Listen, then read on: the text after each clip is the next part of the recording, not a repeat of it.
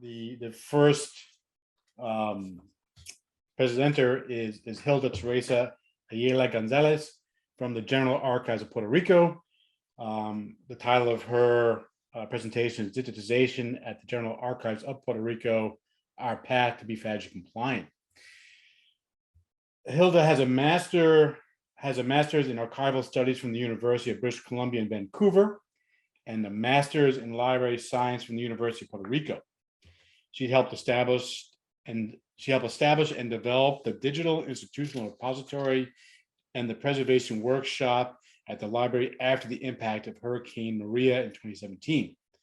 In 2019, she joined the Instituto de Cultura Puerto Riqueña.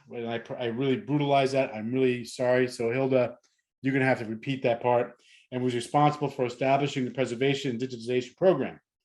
She's part of the board of directors of the Red de Archivos de Puerto Rico, a network archives of Puerto Rico, and the Alliance for Cultural Emergencies. In July 2020, was designated the director of the General Archives and the National Library of Puerto Rico. Hilda, I am going to stop presenting and I'm going to let you have the screen. Thank you very much, Peter. Hi, everyone. It's so nice to be here. I'm going to share my screen. Oh, can you see it properly now? Yes, perfect. Thank you so much.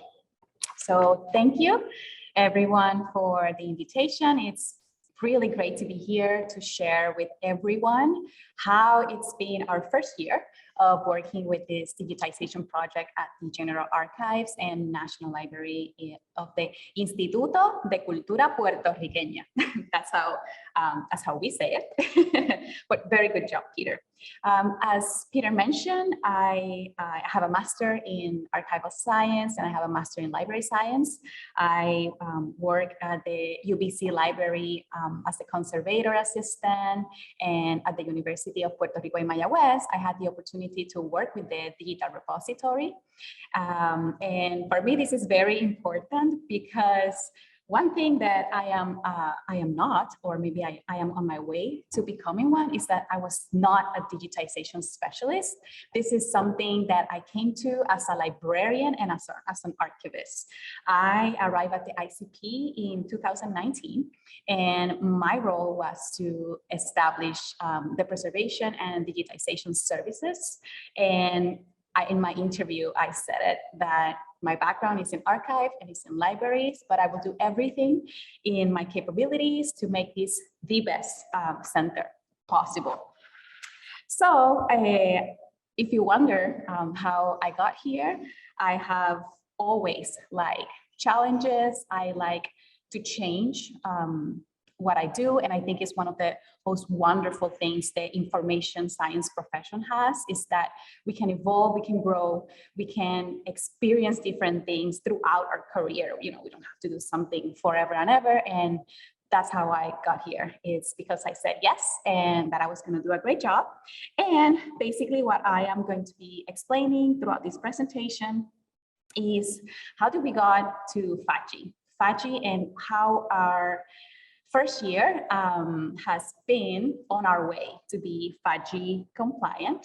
Obviously, when I joined the ICP, I got to read a lot of the literature that was out there. I watched a bunch of different webinars and workshops into how the cultural heritage community was doing digitization. In 2017, the archives of Puerto Rico, as the whole island, experienced the impact of Hurricane Maria.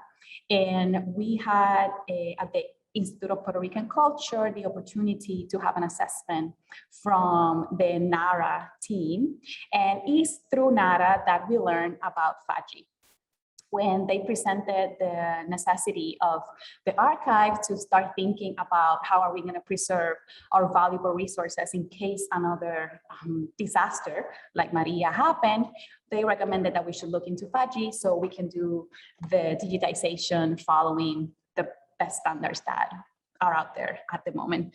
So through this presentation, I am basically just gonna show you how we became from a very small project, which is how it was here when I arrived. And thanks to the Andrew W. Mellon Foundation, our journey into how are we now 1 year after. How have we been working with the resources, the infrastructure, the technological capabilities on our way to work with Faji. And also, we're going to share with you some of the struggles that we're still working on. And finally, where is our goal and where are we moving forward to? So for those of you— Hilda, Yes. Excuse me, just 1 second. So we're currently seeing the presentation cropped off a little bit. Are you using an ultra wide monitor or something like that? Yes. Do you want me to? I can switch that. Would that— does that work better? Fabulous. Thank you so much. Perfect. Okay. So the General Archives of Puerto Rico mission is to receive, safeguard, preserve, and disseminate the cultural heritage documents of Puerto Rico. It was established in 1955 by the Law Number 5, and it's known as a law for record administration in Puerto Rico. And it was assigned under the Institute of Puerto Rican Culture, which is the state agency, the state's art agency of Puerto Rico. The ICP is responsible for 14 divisions related to arts, archaeology, building conservation, historical heritage, cultural promotion, fine arts, popular arts, music, and theater. Each division oversees multiple programs and services towards the promotions and safeguarding of the Puerto Rican culture and its national resources. The General Archives of Puerto Rico is currently the largest repository on the island, preserving over 90,000 cubic feet of documents from government agencies, public corporations, municipalities, and private collections dating from 1700s until now. And we have texts, newsprints, maps, photographs, books, audio, and video collections. Oh, and for those, I'm sorry for that. I forgot this is international. Puerto Rico, it's in the Caribbean. We are right here at a little island besides Dominican Republic and close to Florida and South America. So before the Andrew Mellon Foundation initiative, the archive had 3 different opportunities to establish a digitization center, but for some reason they did not come through. The first one was in 2015 with a special government assignment of $400,000. Unfortunately, Puerto Rico was entering a bankruptcy, and through the process, that money was confiscated. So the laboratory could not be a reality. In 2016, the archives entered into an agreement with a public-private alliance. And the idea was that the archive was going to provide the space, the infrastructure for free, and the nonprofit will provide the software, the equipment, and the personnel in exchange for the digitization of collections. And although they did start and they were able to digitize a few items, especially from our maps collection, in 2017, the deal was off again and the archive was left with nothing. And in 2017, after the impact of Hurricane Maria, and as part of the recovery efforts in 2018, with the team, with the specialists from NADA, is that we got recommended to work with Faji. And thanks to that report in 2019 is that the government of Puerto Rico, again, assigns a special assignment, in this case was $250,000 to buy the equipment, hire personnel, and start creating our own center. With this funding, the ICP acquired digitization equipment, and later they bring me on board. The equipment included 2 iMacs, a few Lenovo desktops, an Epson that was going to be used for photographs and negatives, a Context IQ, which is for maps and oversized materials, the Buckeye, especially for bound materials, and a Blackmagic Cintel scanner for 35 millimeters and 60 millimeters film. We also had in line to work with a team. The team was myself, 1 preservation specialist, 1 IT or technician, 3 digitization technicians, and 1 audiovisual digitization technicians. The equipment arrived at the archive on December 2019. I arrived in September 2019. And in January 2020, the rest of the team was hired. But the work was set to begin in February 2020. As you may remember, we are just entering the COVID era, and we went into a full lockdown on March 16th. So basically, the team only had an opportunity to work in-house for less than a month.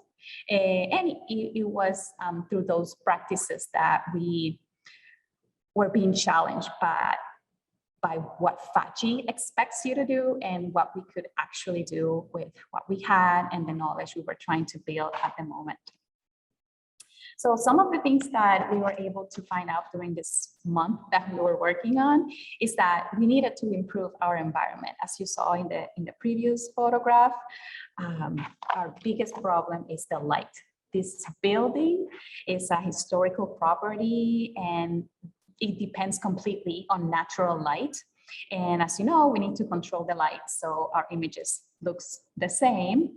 And even though we would close the windows, cover the glass between the offices with paper, with the Buckeye, we continue to have this flare of green and pink lights on our images. So in the end, we ended up building a little PVC house with a blackout a fabric.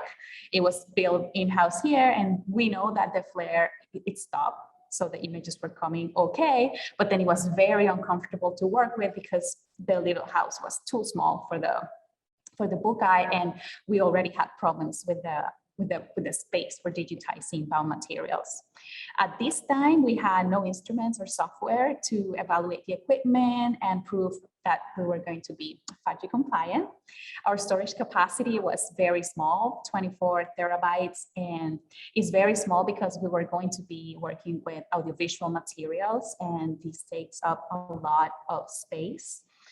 We had no calibrated monitors or anything to calibrate the monitors that we already had. And the team was also very small. So we were just a few people, especially we only had 1 person in preservation, and the person definitely could not keep up as the records at the archives are very deteriorated.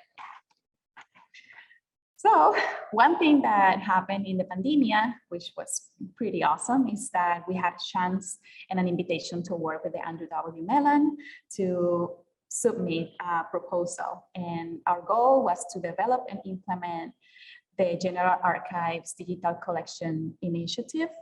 This initiative is for 3 years, from 2020 to 2023, and we were awarded $2 million to make this project a reality. With this presidential initiative, we aim to create and give the General Archives physical, technological, and resource infrastructure to implement a Faji compliant digital collection. And our reach was to make accessible through an online repository for research and educational purposes over 500,000 images for these 3 years, and to be sure to ensure preservation for the records in their physical and digital form. And it's been a year so far, and it's been pretty extraordinary. And now I'm going to show you how we're doing so far. Our first goal with this initiative was to prepare proper space to work. And we always say that we were preparing a state-of-the-art digitization laboratory.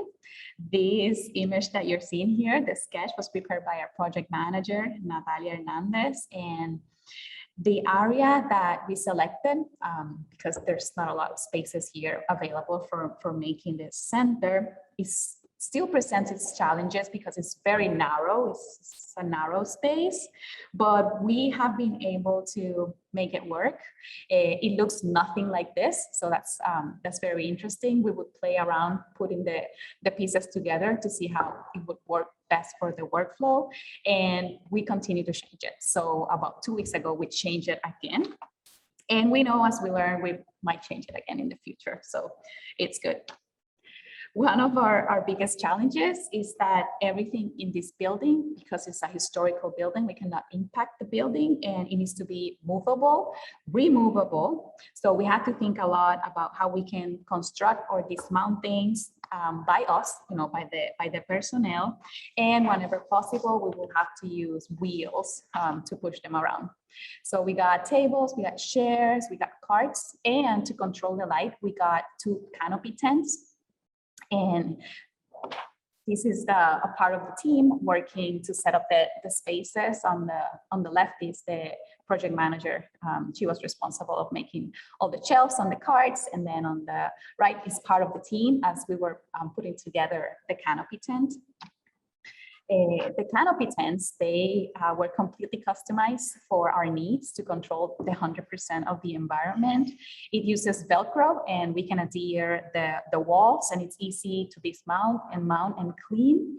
And it also has some windows and some doors that it also has Velcro, and we can use it to let light when it's needed and to air the space throughout the weekend, so it's not completely closed forever. And finally, the company also provided us with leg extensions, so the canopy tents can grow high enough so the equipment can fit properly. And they were built by us. Here is part of the team, and the tables and chairs, we were working with them too. The laboratory itself, or a little center, is equipped with 2 high-end reprographic systems from Digital Transitions. One, we got the Atom with out-column, the photon LED lights, the phase 1 100 megapixels camera with that 72mm lens. And we also got various models. So we got the book cradle, the magnetic top, the translucent top, the X-Lite, which is for stitching, the sweep top, and the film scanning kit, which will hopefully allow us to digitize a bunch of different materials using only one equipment. And we got Mac Pros and some ISO monitors for capturing. We also got a Titan, a DT Titan, and the Titan can also be used for multiple things. And here the idea was to work with oversized materials, although we're using it for small materials right now. And with this one, we had a 150 megapixels camera with another lens.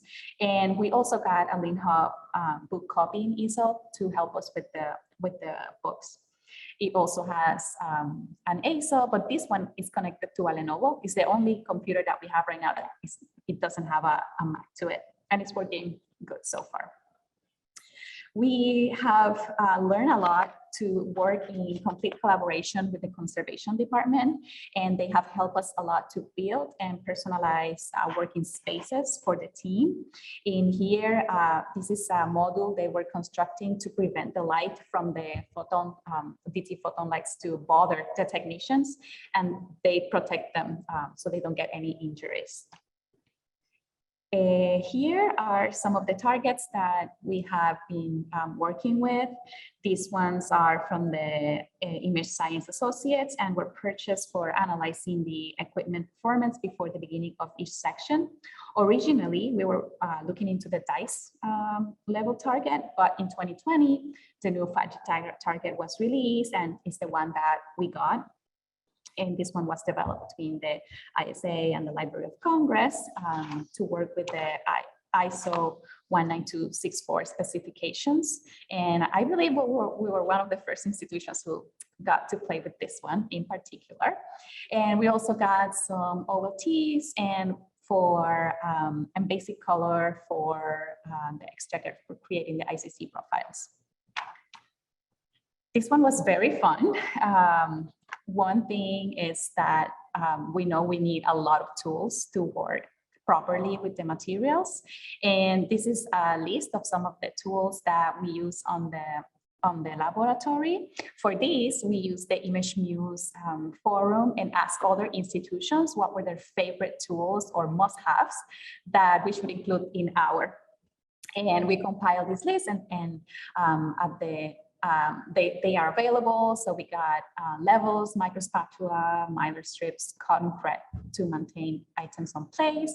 We got a bunch of different tapes. They have been amazing. I think it's one of the most useful one we got.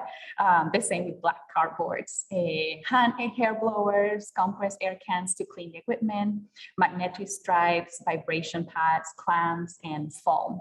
We also have different instruments. So we have a VersaLab parallel alignment guide. We have a Seconic Spectromaster, and we also have, thanks to LOC, digital laser distance meter, which we're beginning to use it and learn how it can improve our workflow. In here, we have a picture of the first time our digitization technicians passed Faji 3, which is the level that we are able to work with. Although we can get to 4, but we're not going to be able to do that because of all the storage space that we might need for that. So we were, for the software, we were going to be using OpenDice and AutoSFR for calibrating the equipment, but the data was not available yet. So we're still hoping to use OpenDice in the future, but right now we have been working with Golden Thread, the next license, and Golden Convert license. We are also using Adobe Acrobat and Adobe Photoshop for the QC team. We are still learning, and it's been great, all the support we have received from Digital Transition, especially Ben and Joe, who has been continuously helping us throughout the process and teaching us into how to be a better team and get to our aim the proper way and in a fast way, let's say. We know that it's been really great, and the team has seen the evolution of the project, and they're happy faces every time they accomplish something. For us in Puerto Rico, this is something completely new. No one does this here, so we support each other, and we're growing together into making this project a reality. This is our team. We have been very lucky of working with all these beautiful people that you see here. I know that part of them are here on the conference, so hi. And the hiring process was very interesting. It was done by our project manager, and she did an amazing job. The team works very well together. They all have a lot of commitment to the project, and the most important thing, they're willing to learn a lot and work together as a team to make the project a reality. So basically, from before that we're only 4, now we're 12. We have a project manager, and we have 2 conservation technicians that are responsible for evaluating and preparing collections. We also are very lucky to have a paper conservator to treat as at-risk and highly deteriorated items. The rest of the team is comprised of a digitization assistant who is responsible of keeping track of the items and of their diverse locations, their workflow. It helps the conservation teams in all that it has to do with rehousing, and the digitization team by providing the modules and the supplies to aid the digitization. And in case they need help, he's the person that is going to be by their side in case they're working with very deteriorated materials. We have 2 metadata specialists who are working with the elements that are going to be helping and enhancing the description of our current collections, and 2 digitization specialists, 2 quality control specialists who work together through the capture, the process, evaluation, and the creation of the derivatives. And they are the ones that are mostly responsible for complying with Faji. And we are lucky to have our own programmer who is responsible of configuring and developing our digital repository. We chose to work with collective access, and he also provides basic IT support. Oh, we also have 4 consultants. They're not in the picture, but they're being very helpful to the project. The information technology infrastructure specialist, he's been responsible for developing the requirements for our storage solution, and a copyright specialist who helps us clear the collections. And we work with audiovisual preservation solutions to create our digitization preservation policy. And we have a grant writing specialist who hopefully will help us get another grant so we can continue the process. As it has been mentioned before, we have we can have a wonderful state-of-the-art everything, but if we don't have a team that is trained, that understands their responsibility and what they need to do successful, it's not going to work out. So our project got delayed for 6 months, and there was a shortage of everything. And we took those months to train, and we focused on the training for the digitization technicians and the QCs. And they all read Faji, they watched all the videos from Digital Transitions, including the Project Lemonade series. They also completed the certification, and they all passed. The 4 passed the certification. I was very excited that they too. We have received training from the T in-house, by email, by phone, and they were with us for 4 years, and they have provided a lot of support. And not because I'm here, but they do deserve it. They've been great with us. They have gone far and beyond to help us. And the help has not only come from the T, it has come from the community at all, which is wonderful. This community is amazing, and we're very thankful to all. We have been working a lot with the Library of Congress, with Tom, Lee, Dominic, Christine. We have also collaborated with the National Geographic, Julie Kendall and Sarah, also Martina Huffman. And we more recently are working directly with Don Williams. We also had the opportunity to receive Robert Kassler from the Museum of Modern Art. And we take advantage of everything that is shared through ImageMuse. The conversations help us a lot. And if it wasn't for all the support we have gotten from everybody, I don't think we would have survived year 1 as we did with all the different things that has happened. Although you maybe can't read it, it's very small, but this is basically how our workflow is looking right now. Basically, it involves the collaboration of everybody. We work with the digitization of materials. And the first thing that we have to do is select the materials. We work with the archivists of the Archivo General. They are the ones that suggest what kind of collections we have to do. Then the metadata team and the project manager evaluate the collections, make sure that we can do them. And then if we select those collections, they are entered into our little tracking sheet.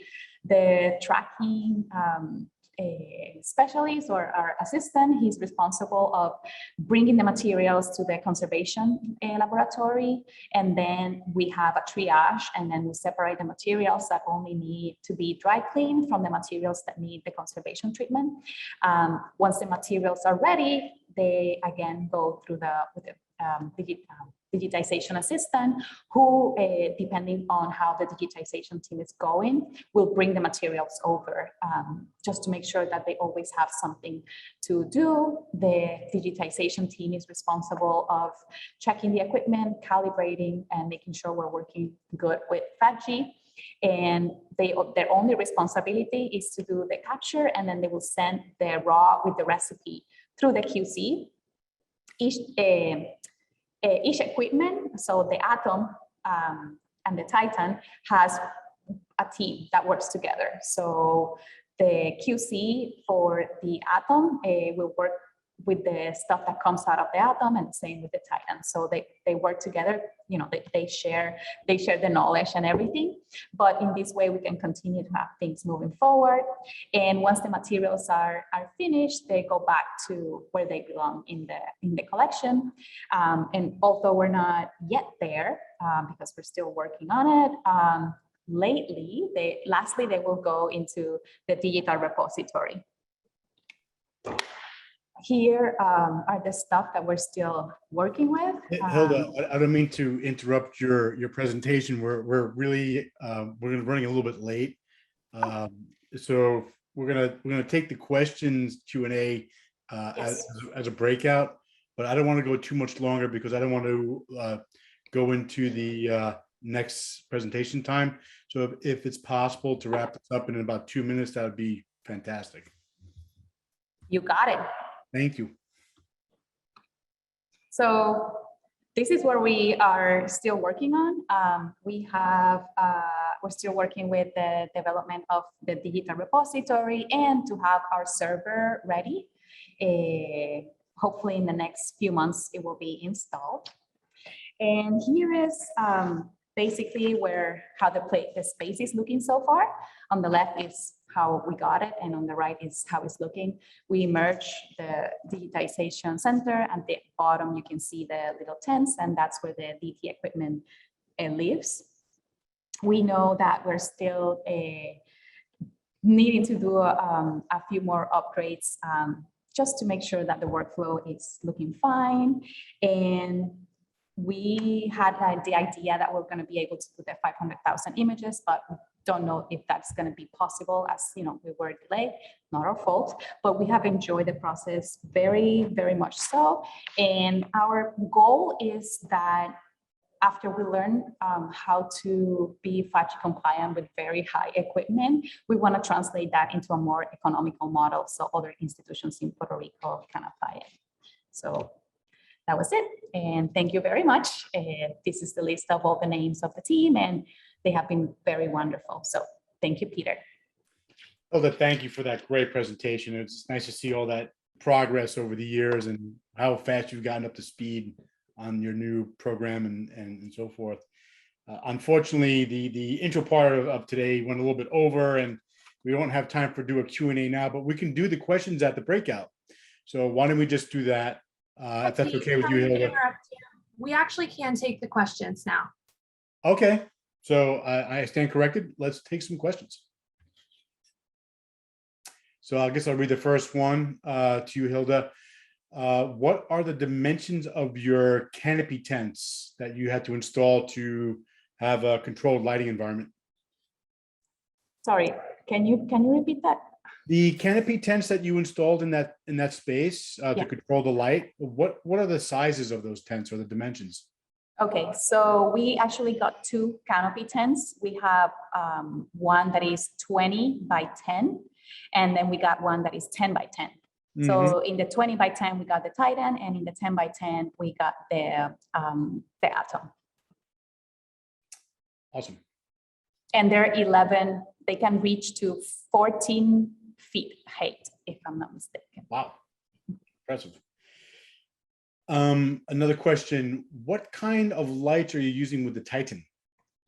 We have the photon lights. I can tell you exactly the name of them. DT photon, yes. Yeah, I guess the photon XLs is what they are, the larger version. Yes. Okay. The next question about tools being used in the studio. What is the cotton thread used for? The cotton thread, if I can share very quickly again my screen, you can see it to hold the materials. So the way that we have the book, it helps us maintain in space the book so it doesn't affect the binder. So you can see that little line here. Gotcha. This is the cotton thread. Okay. Sometimes we refer to that as a strap, but totally makes sense. Another question, what have been the challenges and successes of remaining Faji compliant when it comes to file storage formats? Were you able to get more digital storage were you able to get more digital storage space, and has that affected the approach to which format versions and duplicates that you're able to keep? Oh my God, that's a long I one. know it's Okay. a long question. Okay, what have been the challenges and success of remaining file compliant? Okay, so with file storage, we decided to maintain, just to stay on 3. We don't even have a server yet. So we just want to make sure that we are going to maintain the masters. We're going to have derivatives and access files, but those master files are huge. We're working with newsprints, for example. Newspapers are very big. We want to work with maps. So it's storage will always be a challenge. And formats, I know that we will try to be compliant with at least having the TIFF. We're still figuring out if we are going to, in the long term, what is going to be stored at the dark archive. Probably it's only going to be the masters. And in terms of the version duplicates, yes. And we're going to be working with JPEGs. We're actually we're doing some testing into with JPEG 2000 and JPEGs and PDF just for the access versions. Gotcha. Kate, do we have time for a couple more, or do we have to move on?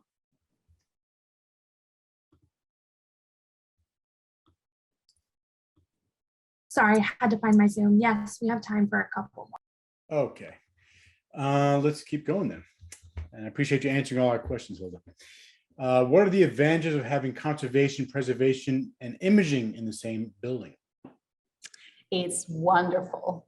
And we're actually basically like next rooms to each other. We did some switch arounds of spaces, and the preservation lab is maybe, I don't know, 50 feet away from the digitization area. So it's very easy for the workflow. The materials are being cleaned and prepared right next into it. And the conservation lab is it's down, it's in the basement, but it's still very close. And it has worked a lot in terms of the help that we get from the conservation department, because we're learning as we go. And obviously our first concern is the materials are safe while they're being digitized. And the conservation team is there helping us and supporting us, providing us with different modules like a foam so the book keeps standing, or different alternatives so they are safe. So it's excellent to have it together, and I don't see it other way working out. Aside from the efficiencies of being in close proximity, it also sounds like it's just great for team building as well. Yes. That's wonderful. Next question. How big is the collection to be digitized, and what is your productivity goals? Oof, that's a good one. So with the Melon project, as we call it with love, the Melon project, we were planning on doing 500,000 images in 3 years. That was actually 2.5 years of digitization, expecting to produce at least 700 images a day. But because now we're actually working with the material, we see that the production is a little bit much lower, but it's because the materials are so deteriorated. It takes a lot more time just to get them ready. The digitization doesn't take time. It's placing the material, passing the page. So we're looking like about 500 images, I want to say. And we did some calculations, and which we had to lower it and say, well, we're going to try to do 400,000. So yeah. That's great. How will you address I guess this is like after the Melon project's over. How will you address the sustainability for digitization in the long term? Well, we work with ABP to develop first our digital preservation policy. We're trying to do, at the same time we're doing the digitization initiative, we're trying to implement a digital preservation program at the archive. And hopefully, because I don't see it any other way right now, through grants, we can continue the work that we're doing. We try to raise flags all the time on how important is the project that we're doing, but it's important if we can maintain it. If we cannot maintain it, then I don't even know why we'll be doing it. So we're always considering the importance of sustainability, and also that's why we're addressing the project from the physical preservation of the object, but also the digital preservation of the object. Nice, thank you. Okay, what system do you use to keep track of archival materials location and the digitization stage? Ooh, well, I have to say, for the record, that we try to use Gobi, but because we don't use MARC or MOTS, it doesn't really work for us. So right now we're just using this huge Excel file that keeps so the digitization assistant is the one that keeps that document updated. And we're also using Teams to communicate and, you know, send messages of saying, hey, this is ready, or like, I finished this, you can come pick it up. But our programmer, he said that after he finishes with the repository, he can help us build our own platform. So we're looking into that one too. Nice. I actually have a question I wanted to ask when I was, listening to your presentation, and has to do more with, I guess it's the politics of getting a program off the ground. As awful as Hurricane Maria was for Puerto Rico, did that create the sense of urgency to actually just make this all happen, or was this just timing?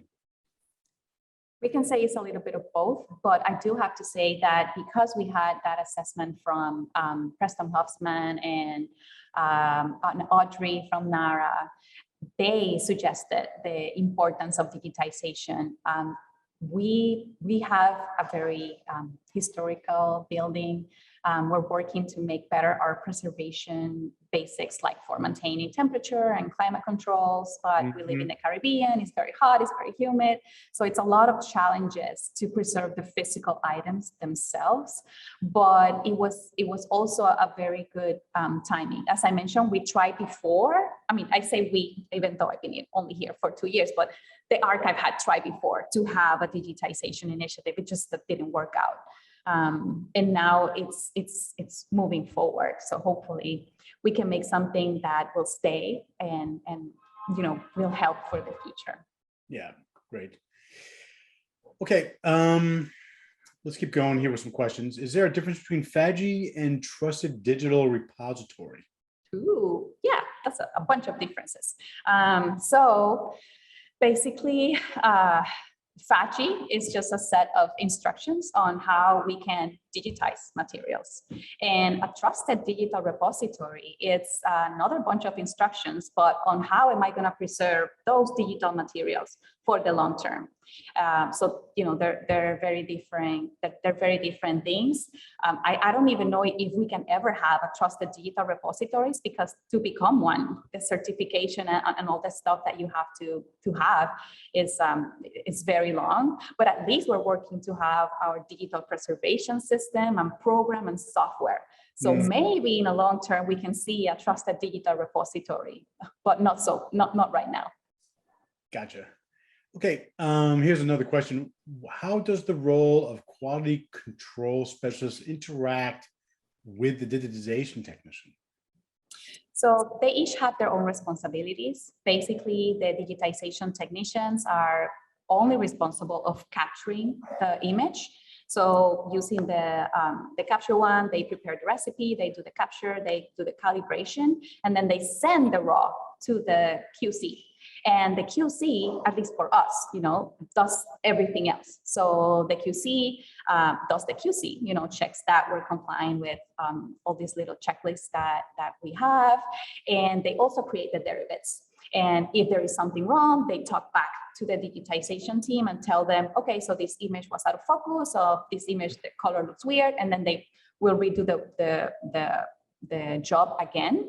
So because we were beginning, we decided to have one QC for each of the digitization technicians. So basically the team is one digitization technician with one QC, and they work through it together through all the workflow. Wow, that's great. Here's another question. Are you running Golden for an NXT software on a production Mac with Parallels or a dedicated PC? We have a server. We have a dedicated PC, which is the server. So it's installed on a server, so they both can use it. So both of the digitization technicians can access it. Gotcha. Okay. What file format are you digitizing the moving image materials as? CPX, and we're producing MOV files. Mm-hmm. Yeah. Okay. Will you maintain the size of the team after this project is complete? I hope so, and I'm actually thinking of expanding it. So yes, hopefully for the kind of the goals that we have, the number is okay, but we're thinking about adding some other people in the future too, especially somebody that works with digital preservation, because that needs like one person only. If I have another question about just the generality, or a general question about your efforts in your program, if you look at the entirety of the archive and supporting archives and collections, is this part of like a larger programmatic effort for digitization and access? And if that's the case, do you have a timeline set up to accomplish this? Man, that's a big question. Yes and yes. So when I had the opportunity to present the proposal to Mellon, the idea was that this project could become a pilot project for other cultural institutions in Puerto Rico to apply. That's where I want this to go. In Puerto Rico, we haven't been able yet to have a program that is island-wide. So we're actually trying to build this from the general archives. One amazing thing that the team is doing is that we're creating all the documentation to make it public. So English is still a barrier for many. So we're making everything in Spanish, like the digitization guides in Spanish, the QC stuff in Spanish, and we're gonna make them available through a wiki.